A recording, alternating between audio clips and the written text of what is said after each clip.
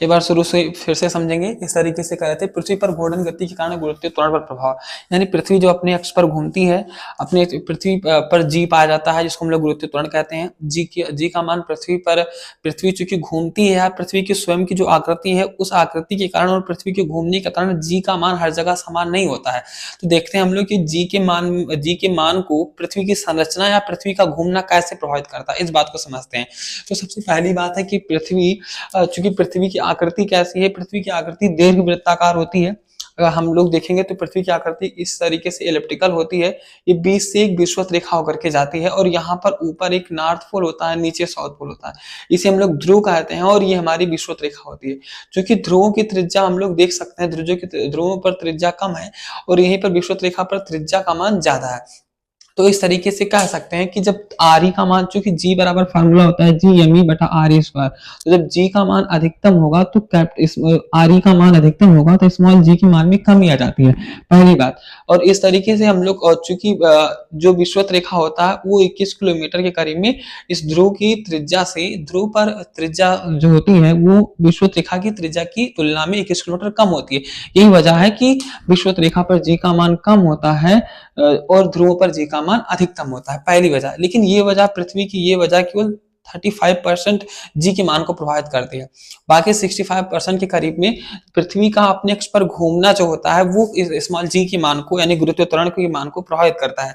पहली बात देखेंगे किस तरीके से, जब पृथ्वी अक्षांश रेखा पर अपने घूमती रहती है, तो मान लीजिए पृथ्वी हमारी है जो कि अक्षांश रेखा पर घूम रही होती है और इसी पृथ्वी पर कोई वस्तु स्थित है, मान लीजिए हम और आप या कोई भी वस्तु स्थित है, तो चूंकि पृथ्वी पर स्थित है तो पृथ्वी पर के साथ में घूमती रहती है और पृथ्वी के केंद्र के कारण उस वस्तु पर एक बल लगता है जिसे हम लोग अभिकेंद्र बल कहते हैं, और वो अभिकेंद्र बल जो होता है वो जी के मान को घटा देता है। अभी मोटी मोटा इतना समझेंगे कि पृथ्वी पर जी का मान हर जगह समान होता है, लेकिन जब पृथ्वी अपने अक्ष पर ऐसे घूमने लगती है तो प्रत्येक वस्तु जो होती है उस वस्तु के कारण पृथ्वी के केंद्र पर एक बल लगता है जिसे हम लोग अभिकेंद्र बल कहते हैं। वो अभिकेंद्र बल पृथ्वी पर जी के मान को घटा देता है। इसके लिए फार्मूला बनता है जी डैश बराबर g minus R E omega square cos square lambda.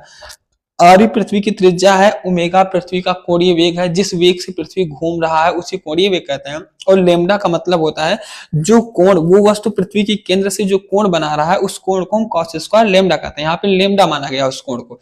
तो हम लोग देख सकते हैं जो जी डैश का मान है वो जी माइनस करने पर, इन चीजों को माइनस करने पर जी का मान, जी डैश का मान हमको प्राप्त होता है पृथ्वी पर उस वस्तु की स्थिति के कारण। तो अगर हम बात करते हैं, दो जगह हो सकती है, एक जगह हो सकती है पृथ्वी की विषुवत रेखा पर, और इस तरीके से ऊपर जाएंगे तो अक्षांश रेखाएं मिलेंगी, नीचे अक्षांश रेखाएं। हम सभी लोग जानते हैं जो पृथ्वी होती है, पृथ्वी पर ऐसे करके जो रेखाएं हैं इन सभी रेखाओं को हम लोग अक्षांश रेखाएं कहते हैं, और ये बीच से जो करके गई है इसे हम लोग विषुवत रेखा कहते हैं। तो विषुवत रेखा पर अगर जी के मान को देखेंगे हम लोग तो जी डैश बराबर फार्मूला होता है g minus R E omega square cos square lambda. इसका मतलब इस जी डैश के मान को जी में से घटा, जी कौन कौन प्रभावित करता है, आर ई प्रभावित करता है, ओमेगा प्रभावित करता है और कॉस स्क्वायर लेमडा भी प्रभावित करता है। तो जब विषुवत रेखा पर इसके मान को देखेंगे तो जी डैश बराबर g minus R E omega square cos square lambda लिखेंगे, और जी माइनस, अगर हम बात करते हैं विषुवत रेखा पर, तो विषुवत रेखा पर कोई वस्तु स्थित है तो पृथ्वी के केंद्र से 0 अंश का कोण बनाएगी। जैसे मान लीजिए ये हमारी विषुवत रेखा है और इसी पर कोई वस्तु स्थित है, तो इसका मतलब यहाँ पे विषुवत रेखा पर 0 अंश का कोण बना रही है। तो जब 0 अंश का कोण बना रही है तो कॉस स्क्वायर लेमडा की जगह पे 0 रखेंगे, और कॉस 0 की वैल्यू 1 होती है, हम सभी को मालूम है। तो आर ई ओमेगा स्क्वायर हमको प्राप्त हो जाएगा। इसका मतलब जी में से इसका मान घटेगा, और जब ये मान जी में से घटेगा तो जो जी डैश होगा उसका मान न्यूनतम होगा। इसी तरीके से कहा जाता है कि विषुवत रेखा पर अगर कोई वस्तु स्थित है तो उसका जो मान होगा वहां पर विषुवत रेखा पर जी का मान हमेशा न्यूनतम होता है। लेकिन इसी तरीके से अगर हम कोण के मान को बढ़ाते जाते हैं तो जी का मान भी क्या होता है, बढ़ता चला जाता है।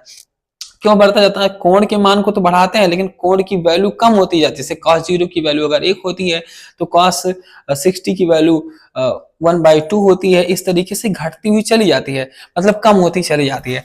तो कोण का मान घटेगा तो उसकी वैल्यू भी जी के मान में भी परिवर्तन आता चला जाता है। इस तरीके से जैसे जैसे कोण का मान बढ़ाएंगे, मान लीजिए ध्रुवों पर जाते हैं तो जी एक समय ये कभी कोण का मान 45 अंश हो जाएगा, कभी कोण का मान 60 डिग्री हो जाएगा, कभी कोण का मान 90 डिग्री करीब में हो जाएगा। तो इस तरीके से कोण का मान घटेगा तो इसकी वैल्यू कम हो जाएगी। मान लीजिए ध्रुवों पर जो डायरेक्ट कोण बनेगा इसके केंद्र के द्वारा वो 90 अंश का कोण बनेगा। इसका मतलब जी डैश बराबर बराबर g minus R E omega square cos square lambda जहाँ रहेगा तो लेमडा की जगह पे 90 डिग्री रखेंगे और 90 डिग्री की वैल्यू होती है 0। इसका मतलब जी डैश का मान जो होगा वो जी के इक्वल होगा। इसी तरीके इसीलिए कहा जाता है कि जी डैश का मान यानी जी का मान गुरुत्वीय त्वरण का मान ध्रुवों पर अधिकतम होता है और विषुवत रेखा पर न्यूनतम होता है। तो किस तरीके से जी के मान को गुरुत्वीय त्वरण के मान को दो चीजें प्रभावित कर रही हैं, नंबर पहला पृथ्वी की आकृति और नंबर दूसरा पृथ्वी का अपने अक्ष पर घूमना। तो हम लोग इसको देख सकते हैं।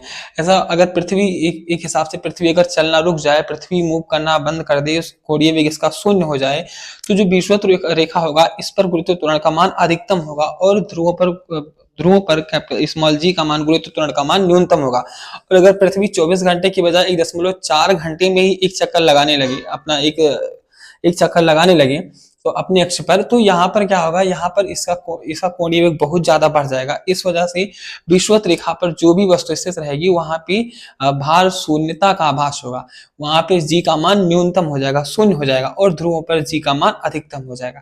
तो ये था पृथ्वी पर घूर्णन गति के कारण गुरुत्वीय प्रभाव।